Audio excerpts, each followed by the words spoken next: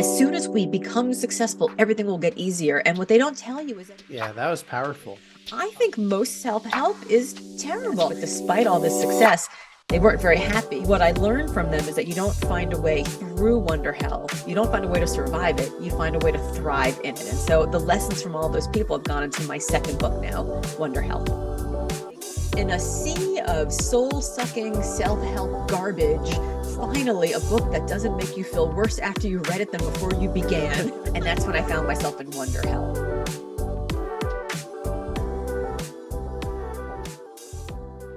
Laura, welcome to the Book Thinkers Life-Changing Books podcast. How are you feeling today? I'm feeling great. How are you doing?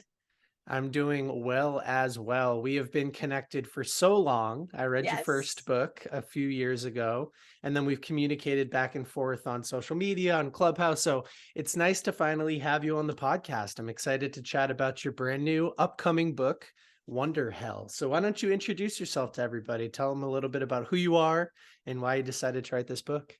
Sure. So my name is Laura Gassner Otting. All my good friends call me LGO. And I basically spend all of my time thinking about the question of why doesn't success equal happiness? So I spent 20 years in executive search, and it was my job to call the most successful people in the world and recruit them away on behalf of my clients. And that sounds like kind of a hard job, except for the fact that just, I would call them, right, because of all this success. But despite all this success, they weren't very happy, which is why they all called me back. And I was fascinated by this question. And so when I left executive search, selling my business to the women who helped me build it, I spent a lot of time researching this question. And the answer to that question is what I wrote about in my first book, Limitless. Then when Limitless came out, I found myself in this moment where I was like, well, I did have success in a way that was meaningful to me, that made me happy, but why am I still not happy? Like, if I've defined success for myself and it's meaningful, that's great. But here's the problem. As soon as I found success in this way that was meaningful for me, suddenly I saw this version of myself, a potential that I didn't even know I had in this newfound me. And that's when I found myself in Wonderhell. It was amazing. It was exciting. It was fabulous. It was wonderful. But also, when I saw that potential and the burden that potential sat on my shoulders, I went, oh, now what do I do with it? Can I do it? Should I do it? Am I allowed to do it? It was anxiety provoking and stressful and uncertain. And it was kind of hell. It was wonderful and it was hell. And so I spent the last year interviewing 100 different people to understand how they got out of Wonderhell. Olympic medalists, startup unicorns, uh, uh, first ofs, right? Glass ceiling shatterers, and a lot of people who you've had on your podcast, whose books that you have profiled. And what I learned from them is that you don't find a way through Wonderhell. You don't find a way to survive it. You find a way to thrive in it. And so the lessons from all those people have gone into my second book now, Wonderhell. Well, I think this book is, I mean, it's certainly timely for me. And we'll talk a little bit maybe in a minute about why I enjoy your writing style and everything like that. But I've been battling that same question as I detailed in an Instagram caption recently. I went from this very average, sort of underperforming from an academic perspective, high school and college student to somebody who's running a business now that's growing and it's successful and we're Yes. hiring.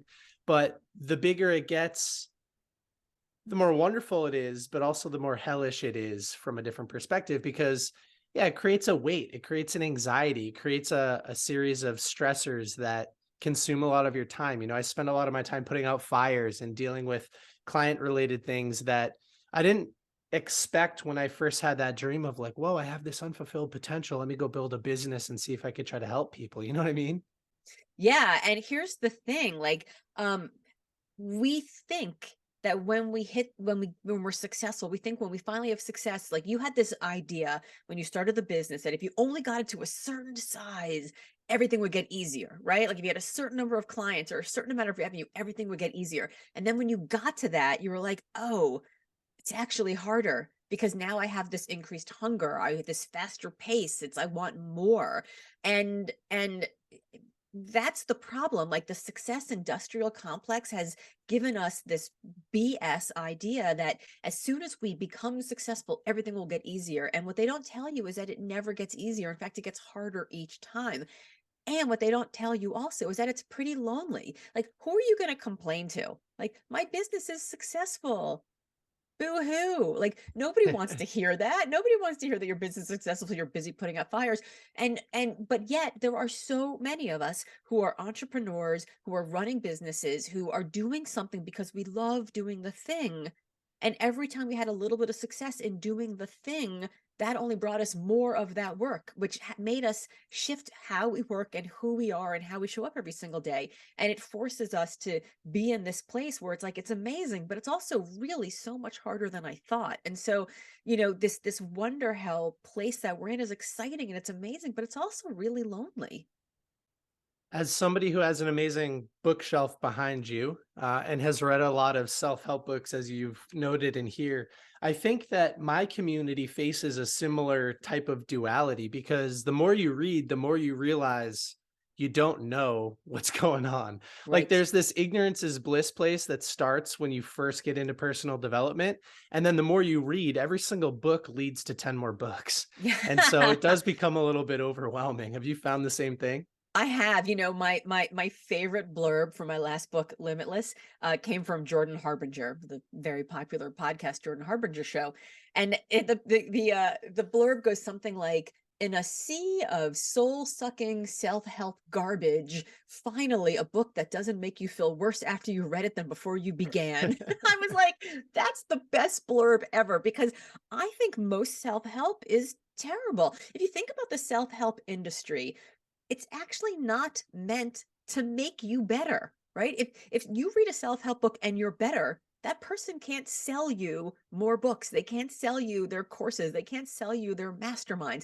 Like it's kind of like a famous chef who puts out a cookbook, but they like skip one step or one key ingredient in every single recipe. So it's not quite as good as when you go to the restaurant, right? Like they're not in the business to put themselves out of business. And so I'm not really a self-helper. I mean, I consider myself really I'm an accidental self-help personal development author. So I don't have masterminds and I don't have all that. Like, I'm not trying to sell anybody anything. Like I just like writing books about things that I needed to learn. Like I'm writing books that I need to know. And when I found myself in Wonderhell, I read all of them. I tried to 10x and I tried to crush it and I tried to lean in and I stopped apologizing and I washed my face and all the things that I was supposed to do. I love that.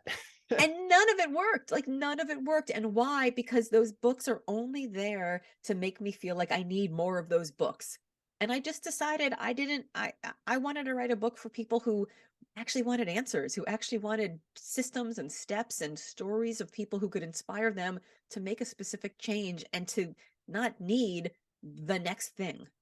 Yeah. Well, we're focused on you. I'll have a quick side note here, which is that I have a book coming out later this year. I don't have a date planned for it yet, but part of it is navigating or combating the downsides of the self-help industry because just like you, I believe if you don't implement effectively and you don't know how to take information from these books, you can be left in a place where you visualize the success happening and then you dive further into that person's world and environment and ecosystem to try to get what's missing.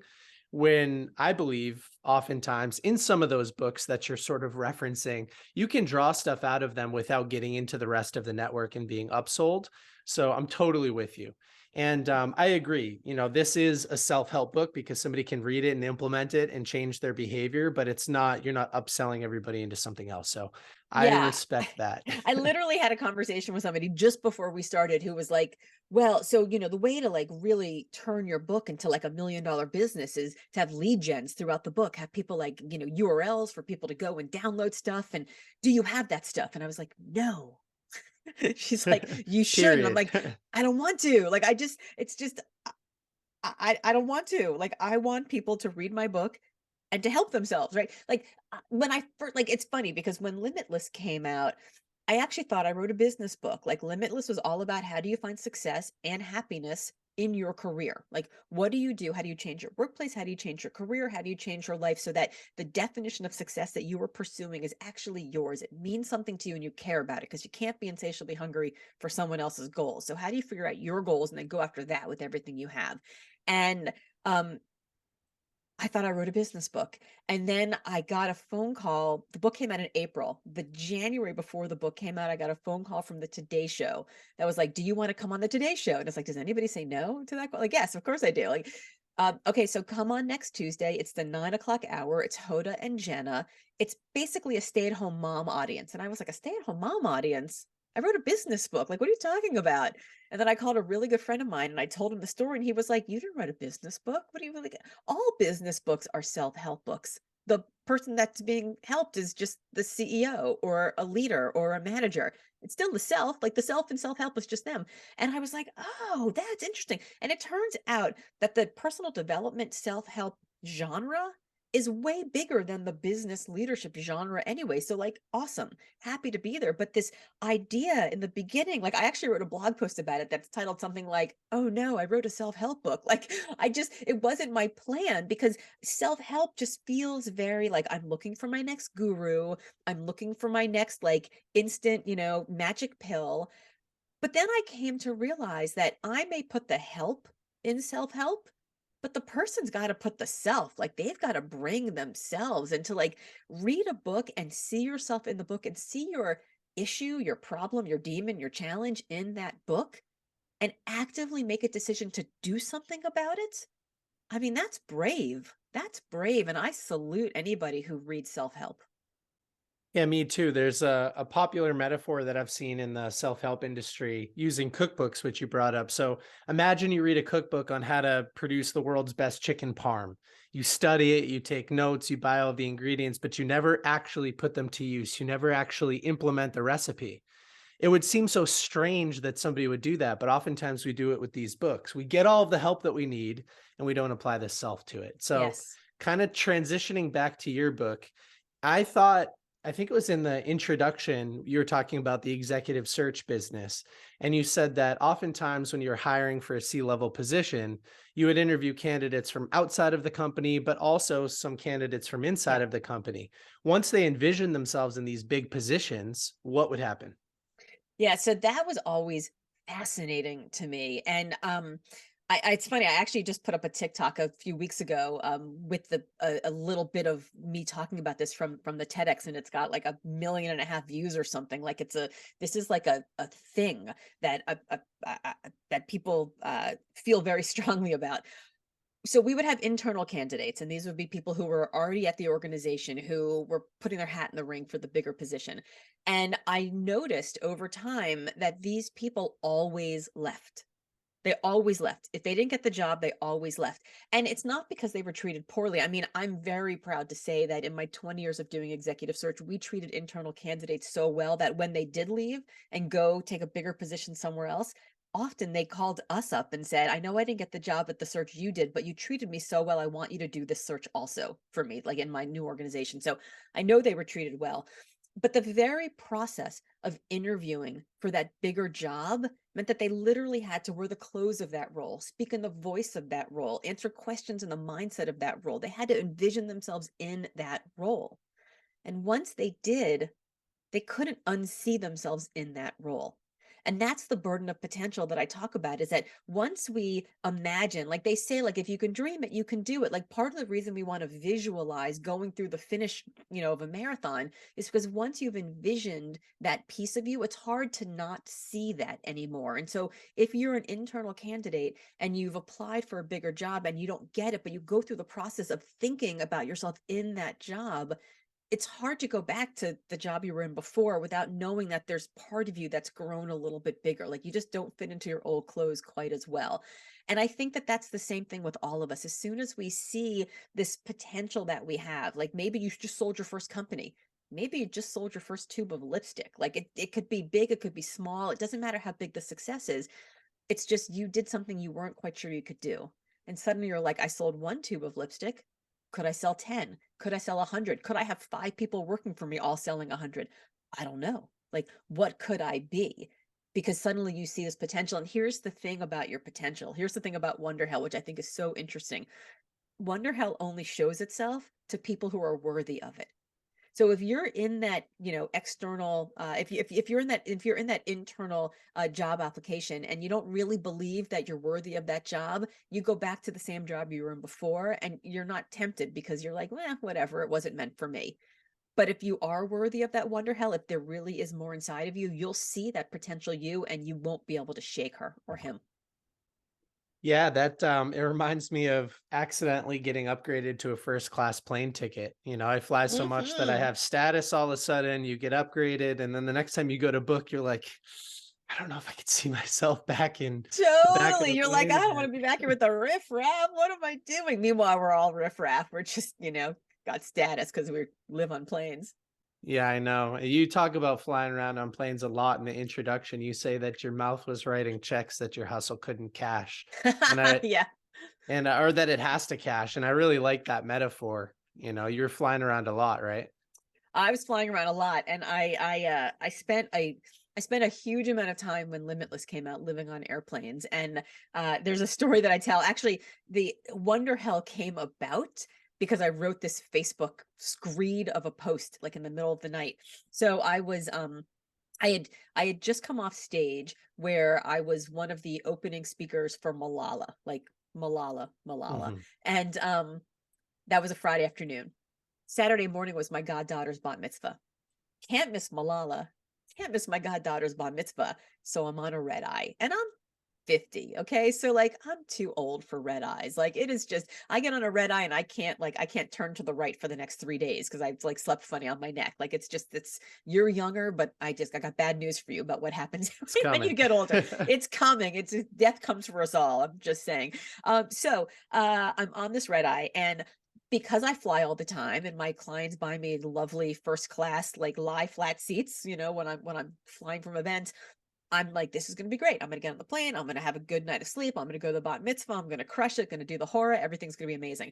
And then we're sitting at the gate and they're like, yes, we've had some mechanical issues. So we've changed the airplane and they put us on a different plane. And I ended up in coach, like, wah, wah, right? Like, I hate to complain about that, but I'm in this like center seat in coach behind these, like, next to these like two giant linebackers who are like snoring on my shoulders. And it's 4 a.m. And I'm like, forget, I can't fall asleep. Forget about it. I open up my laptop and I start typing out this like screed of a Facebook post that goes something like, it's 4:28 a.m., or maybe it's 1:28 a.m., or maybe it's 7:28 a.m. I don't even know, but somewhere between the blur that was yesterday and the blur that will be tomorrow, 1,200 miles from where I was and 1,200 miles from where I'm going is the space I'm in right now. And the space I'm in right now is Wonderhell, because I'd had this moment where earlier in the week, my book had debuted at #2 on the Washington Post bestseller list. I had my little selfie with Malala, and I'm on this plane, and I'm all like hopped up, like, I'm successful. And I'm sitting on the plane, and I'm so tired in the middle of the night that that space in my brain that normally governs my humility, like, just disappeared. I like left it back in Vancouver. And I heard this little voice whisper, this thing has legs. This thing has legs. Like, it could be bigger. You could be bigger. And I was like, who is that? Like the voice of God speaking to me. And in that moment, I thought, well, my book debuted at #2 on the Washington Post bestseller list. How do you get to be #1? And what about the Wall Street Journal? And what about the New York Times? And who gets to talk to Oprah under the oak tree? Like, she got to pick someone. Why not me?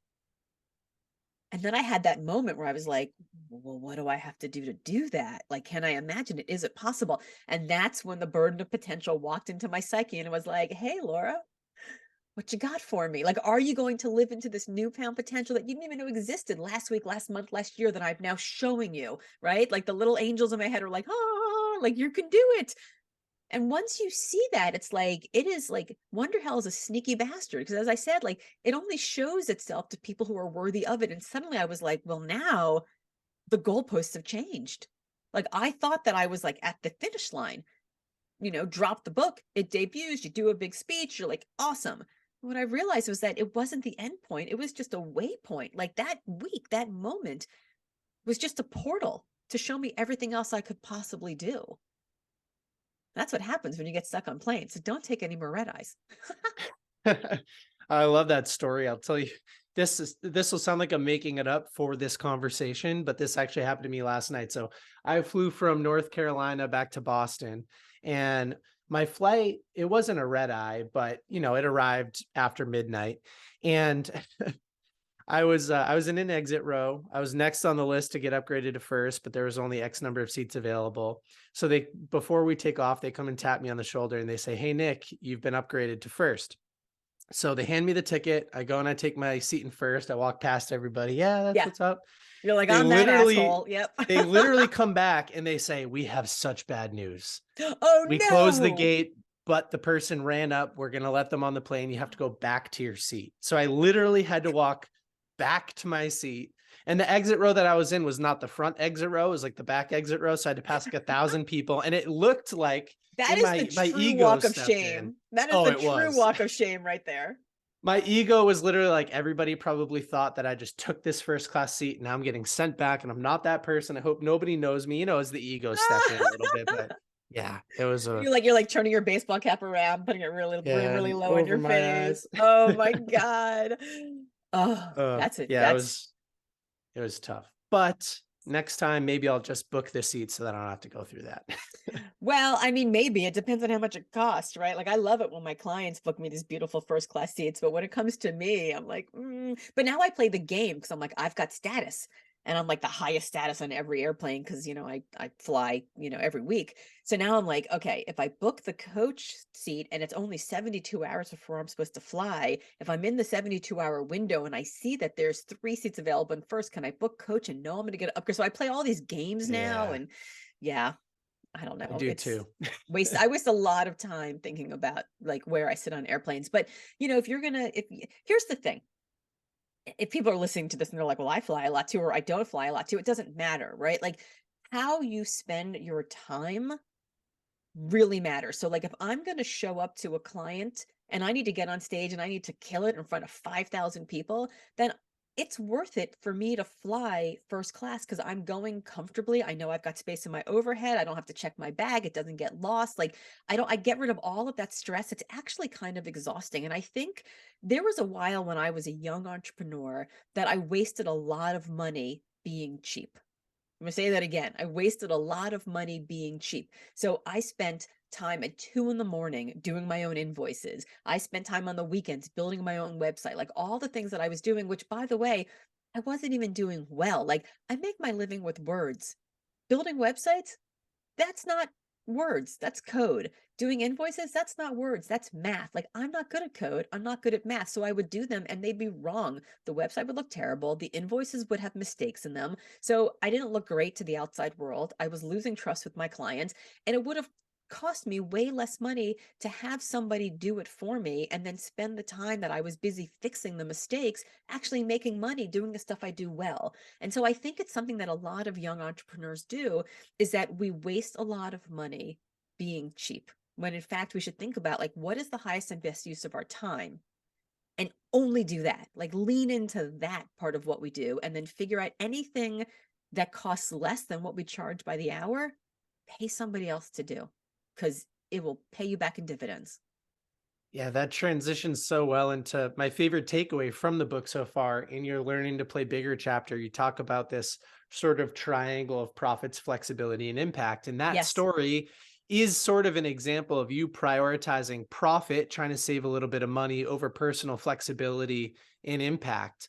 You're not your best self on stage because you're trying to save a couple of dollars and you're sacrificing sleep or whatever the case is. Yes. And so when I read that profits, flexibility, and impact, I I had sort of an aha moment. I was just with a couple members of my team the other day and I was telling them about this because I really think right now in the business, I want to prioritize personal flexibility and impact over profit. And yes, that means that the business won't grow as fast as it could if I was sacrificing my weekends and my evenings and not traveling. But I really want the personal flexibility. Like it's so important to me right now. So could you talk a little bit more about how you sort of developed that framework or where you found it?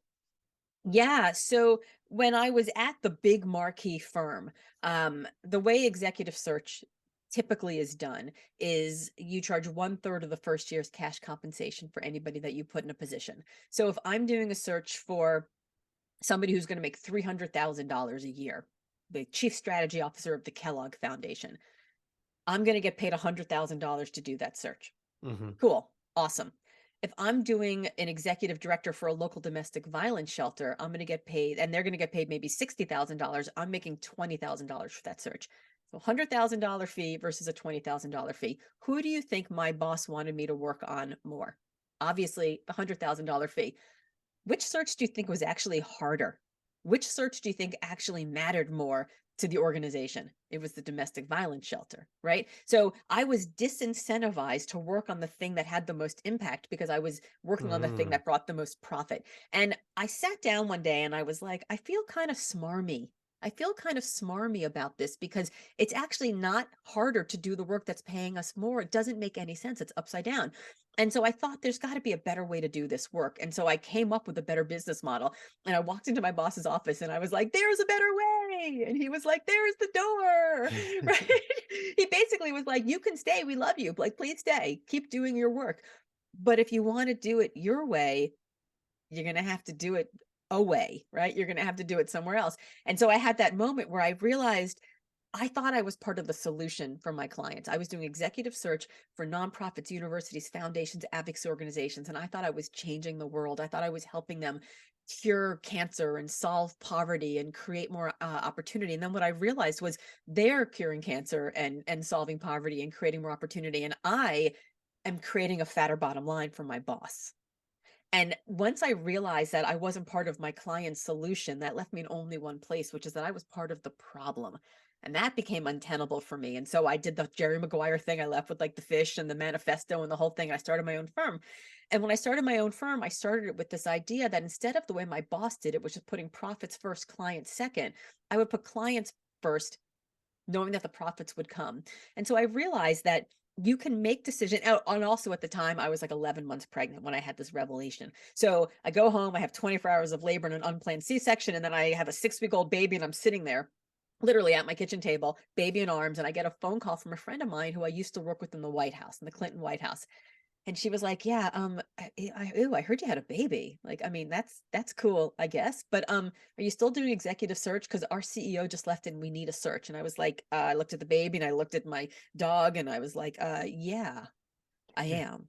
I didn't know what I was gonna do, but I was like, "Yeah." And she's like, "Great. What do you charge?" And I was like, $100 an hour?" And she's like, "Great, send me a contract." So literally like one finger, I was like, "How to write a professional services contract." I'm like, you know, Googling this. So I sent her a contract and my business was born. So because of where I was in my life and because I where I was in my sort of righteous indignation, I needed to prioritize personal freedom and flexibility. I needed to prioritize my family because I had this baby. I didn't know what the hell I was doing. And I wanted to maximize impact in the world because that's why I left the big firm in the first place. So I started off doing those two things. And every once in a while, I would get asked to do something where the profits were going to be huge, but it didn't feel right for me. I didn't believe in the organization's mission. It was going to take me away from my family. Like it didn't, it just, I was getting like organ rejection, organ failure rejection, like thinking about doing it. And so I would say no. Every time I said yes, it ended up being the worst decision I ever made. So I said no. And what I realized over time was that as business owners, we get to maximize three things: profits, flexibility, and impact. And if we make decisions based on these things at random times and random interviews, we're going to feel like we're being pulled in a billion different directions. But if you come up with one, what is the number one thing you're prioritizing? Is it profit? Is it impact? Is it flexibility? It becomes much clearer. And I'll even, Nick, give you two. You can make decisions based on two. So for me, it was I wanted to maximize freedom and flexibility. I wanted to maximize impact for my clients. And I knew the profits would come. And here's the kicker: at the end of the day, I made more money every single year than I made any year at that big firm. And when eventually I sold the firm to the women who helped me build it, I made even more money because I was selling it not for profit, but for freedom and flexibility and impact in the world also. So I think if you figure out what really matters to you and you make all your decisions based on those things, the rest of it takes care of itself. Yeah, it's my favorite takeaway because of all of those reasons that you just mentioned. I'm in the same boat and I've been prioritizing it without having the language to articulate it. So I've been prioritizing flexibility, not only for me personally, but for everybody at Book Thinkers, and impact for authors, not as much readers anymore. And that was something that I had to articulate and define a little bit. And Yes. then it is funny because profits are sort of coming as a result of that. But let me ask you something. Is it okay if somebody prioritizes profit? I mean, it feels 100%. okay. Absolutely. It's just if you're going to prioritize profits, you may end up not being able to prioritize personal freedom and flexibility, right? Like these things, they're like sort of in a triangle, and you can have two sides of it, but it becomes very hard when you try to do all three. You can't have three masters. It's just too much. You can't do it. But absolutely. And here's the other thing I'll tell you, your whole business does not have to be one or two of these things forever. They can grow and they can change and they can shift. So, I'm 6 months away from being an empty nester. 6 months, both of my kids are going to be gone. They're going to be in college. I may not need to prioritize personal freedom and flexibility as much anymore. It doesn't matter. Like right now, my youngest is going to be in college in 6 months. I want to spend as much time as I possibly can. Right. So if I am leaving to go fly somewhere and speak and be gone for 3 days, I better be getting my full fee because it matters to me. Like that matters right now because he's going to be gone. After he's gone, I may be like, whatever, I don't need to maximize personal freedom and flexibility. I'm going to go speak wherever I want to speak. And if it's an organization that I love, then I'll go out of my way to do it. Fine. Like it may be that my rubric changes. So at every age and at every life stage, we have to ask ourselves, what are the things that matter to us? And so all I'm saying from this is you don't have to make, like, you're not writing these things in stone. You're just kind of writing them in pen. And maybe that pen is like erasable pen, but it's like pen. It's not quite pencil, but it's pen for like a little while. Because I think it needs to like dictate whatever this season of your business is. Yeah, you can always scribble it out.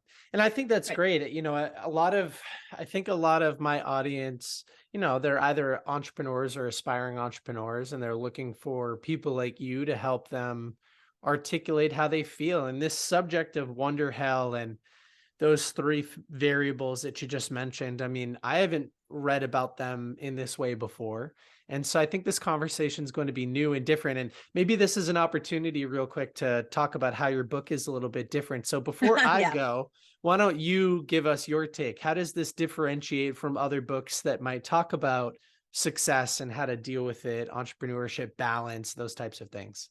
Yeah, I mean, I I just don't really want to take it all so seriously, right? Like I want this book to be fun to read. I didn't want it to be like it is very well researched. There's a ton of research in there, but it's not like academic and it's not like a cheerleader, you can do it. I just want it to be sort of a book where people could drop in wherever they are in this sort of choose your own adventure journey and not have to read it from cover to cover, but like, oh, this part speaks to me. I'm just going to go to that section. That part speaks. I'm going to go to that section. So it's very different from Limitless, which was like, here's the problem, here's the solution, here's how to change yourself, your work, or your career in order. Like it was like a very linear Mhm. type of book. And this one is much more of a sort of choose your own adventure.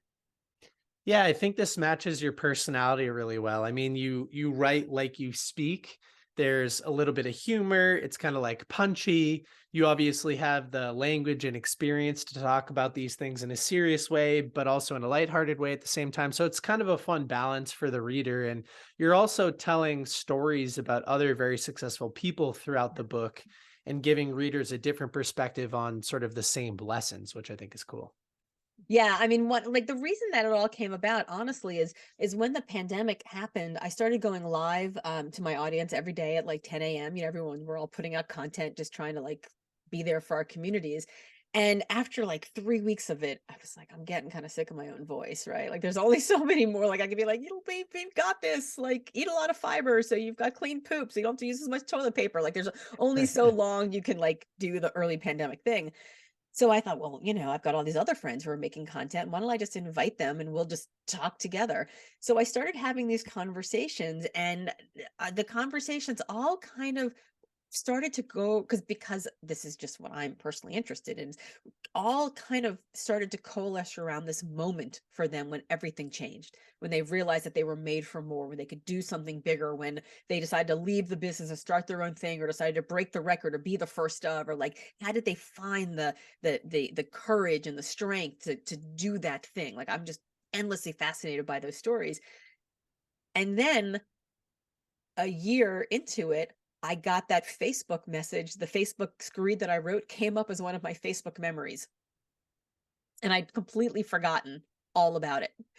And in the comments of the Facebook memories are a bunch of people saying like, Wonderhell's a great word, and not for nothing, but wonderhell.com is available for 99 cents in GoDaddy. And my publisher for Limitless saying, by the way, Wonderhell would make a great title for your next book. And suddenly I was like, That's the moment. All these people are in Wonderhell. So it was really funny because I was having all these conversations, and thank you, Mark Zuckerberg, I guess, because thank you for Facebook memories, because I completely forgotten that I'd even written that post. It was just like another Facebook screed of like a bunch of Facebook posts that I write whenever I do. And yeah, so the book sort of came about because I found myself in Wonderhell. I was curious about how all these people got themselves out of it. And then I was like, oh, that's the thing.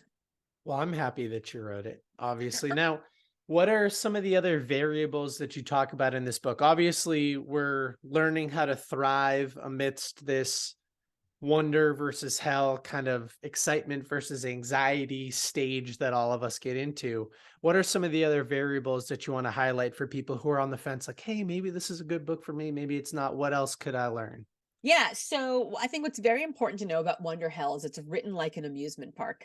So I did that because, like you go to an amusement park and you're like, it's gonna be fun. We're gonna have a great time.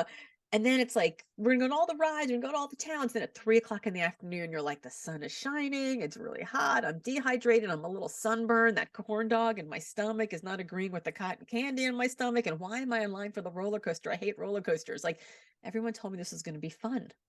Why isn't this fun? Success is kind of the same way. Everyone's like, just go do it. Go on all the rides, go to all the towns. It's going to be fun. When you get there, it's hard work, but when you get there, then you get there and you're like, it's not fun. Why isn't it fun? It was supposed to be fun. And so I decided to put the book in the form of this amusement park. And so there's three towns. There's Imposter Town, Doubtsville, and Burnout City. And then each one of the towns has 5 rides, and these rides, as you mentioned the first one, the Imaginarium, right, where you learn to think bigger. Each one of the rides evokes one of the emotions that we have, the tsunami of emotions that come at us as we are experiencing wonder but also hell. And it's like, how do you deal with this potential, this burden? How do you deal with the fear, with the excitement, with the joy, with the uncertainty, with the potential, the promise, the imposter syndrome, like all of the things that we deal with along the way.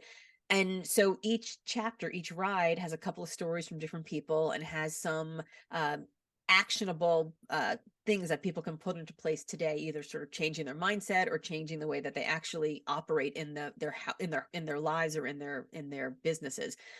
And so, what I love about the way that the book came out is that if somebody's picking up the book and they're like, I'm just feeling like I'm just exhausted and I have a lot of burnout, they don't have to look at Imposter Town. They can go right to Burnout City. And so the book is sort of written in this way where I hope that it's evergreen, where people can sort of pick it up wherever they are in their journey. Because I got to tell you, Nick, it was a very difficult book to write. It was a difficult book to organize because there's no one story, right? There's no one chronology. There's no one experience about each of us because every one of us at every age and every stage experiences it differently. Like I thought when I talked to Olympic medalists or I talked to these startup unicorns that they would say like, well, here's what happened. I had imposter syndrome. I did the work and I got over it, but they didn't, right? Like every one of them at every age, every stage, each of them continue to have again and again and again imposter syndrome and doubt and exhaustion and anxiety and uncertainty. And it's like there was just no one, like you don't do this in the beginning of your career and then you have that in the middle of your career and then you have that at the end of your career. It's like it's just the cyclical journey where on the other side of this wonder hell is just the next one and the next one and the next one after that. And so the only way to write the book was in this kind of choose your own adventure module series because there's no singular journey. Yeah, and it's fun to read it in that way too. And there's like some fun graphics in the book of like the pathways and stuff like that at the Right. The amusement map park. And that you are yeah, the here. map. Yeah, I like that. And it's also actionable. So we'll just kind of finish out today's show maybe by talking a little bit about some of the more actionable pieces. Like I loved when you referenced Todd's alter ego effect, and then you Yes. told a little bit about the LGO hero identity that you've created. So at the Yes. beginning, when you introduced yourself, you said your friends call you LGO. Why is that? Talk a little bit about this Yeah. identity. Well, it's funny, like my name is Laura Gassner Otting, which is a lot of name. And somebody very early on in my speaking career called me LGO. And then I had a friend who sent me an email, and her email was, "Hey, Marcy," at her email address, which I won't say to everybody listening to this. And I was like, oh, that's fun. Like Laura.Gassner.Otting at limitlesspossibility.com gets, I don't get a lot of emails because people get one or all of those words misspelled. Yes. So I was like, hey, LGO at Gmail, right? That works. So I just sort of started using it and it became all of my social handles are hey, LGO. But I'm Laura, right? Like I'm Laura. I'm a raging introvert who likes to hang out at my house and snuggle my dogs and needlepoint and cook good food for the family that I love. But in public, I'm LGO. Like I get on stage and head to toe yellow and I tell people how to be limitless, right? Like I do the thing. And it's kind of, you can't do what I do on stage playing small. I can't get on Hmm. stage and be like, I believe in you. You're awesome. Go for it. I have to be like, I believe in you, right? Like it's got to be like, I have to have such contagious confidence that people, when I tell them that I believe in them, they're like, she believes in me. So I should believe in me, right? Like I need to have that. And I hadn't been doing it in the beginning of my speaking career. And then a good friend of mine, Erin King, who wrote a great book called You're Kind of a Big Deal. She called me up one day and she's like, Laura, listen, you're always posting, like Limitless is yellow. And I was always posting photos about celebrities wearing all yellow. And they're like, hashtag Limitless Yellow. She's like, you're always posting about these celebrities and their limitless yellow. It's time you walk the walk. Why don't you wear limitless yellow on stage? And I said, I don't own any yellow. I look terrible in yellow. I hate yellow. But she said, you have to do it.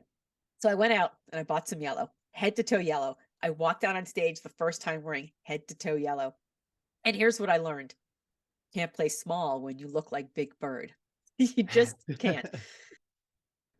So I got up on stage and she also convinced me to tell a story. The very first time I ever told the story of being really, really, really sick in 2021. Excuse me. And so I told the story about being super sick in 2021, not COVID, but pretty bad. Didn't think I was going to see 2022. And I got up on stage, 60 seconds of like being super bold, starting to tell the story and seeing the audience cheering for me and leaning in. And I realized I didn't actually have to be brave for 60 minutes. I just had to be brave for 60 seconds until they gave me that, hug from the audience that they were going to give me so that I could find who I was and then inhabit that person for the next 59 minutes. And so in the book, I talk about Todd Herman and his alter ego effect book and how Stephanie Germanotta has Lady Gaga and, Beyonce, right? Like we have all these people who have these personas on stage. I have LGO, right? That's who I am. So I get up on stage and I just I know the person that my audience needs me to be. And I just inhabit that person for those 60 minutes. And it's actually easier to be that person and sort of have that energy and play that role because it becomes who I am. Like it comes out of my core, but it gives me like a voice to speak in. It gives me that like internal candidate thing where I am that bigger than life human until it feels like it's a comfortable piece of me.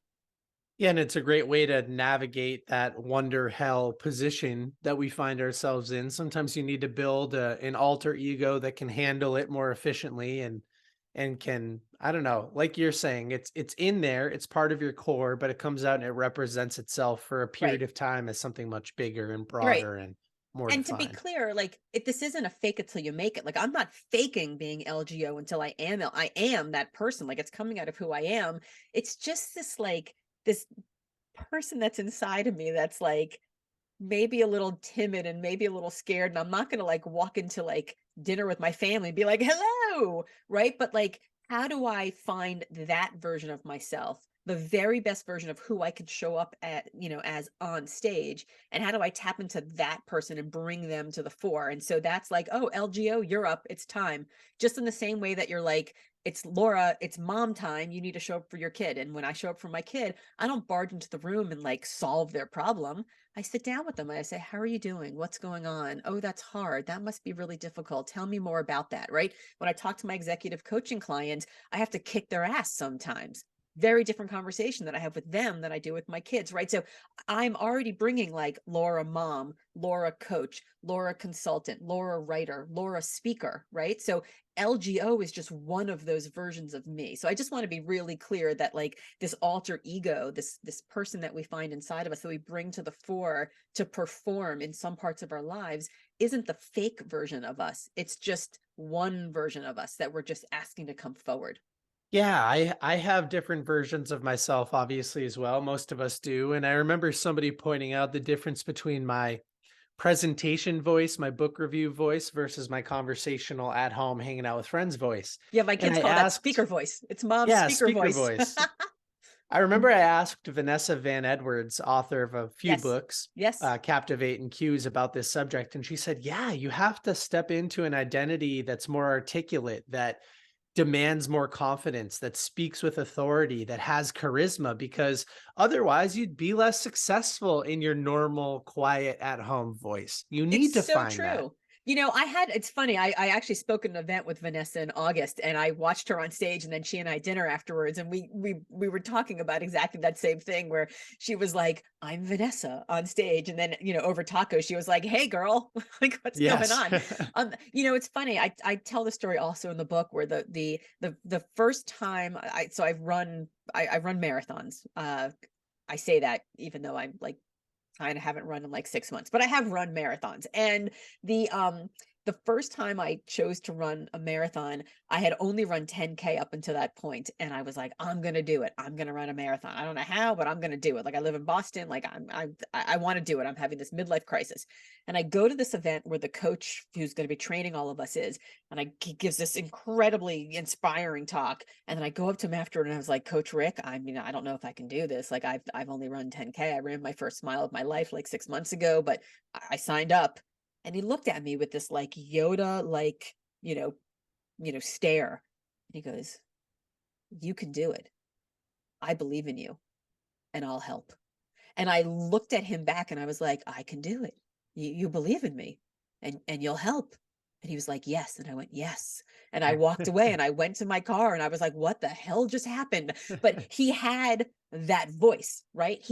He had so much confidence, maybe in me, but certainly in his coaching ability of me, right? Like he'd seen me a million times before. Like I wasn't unique.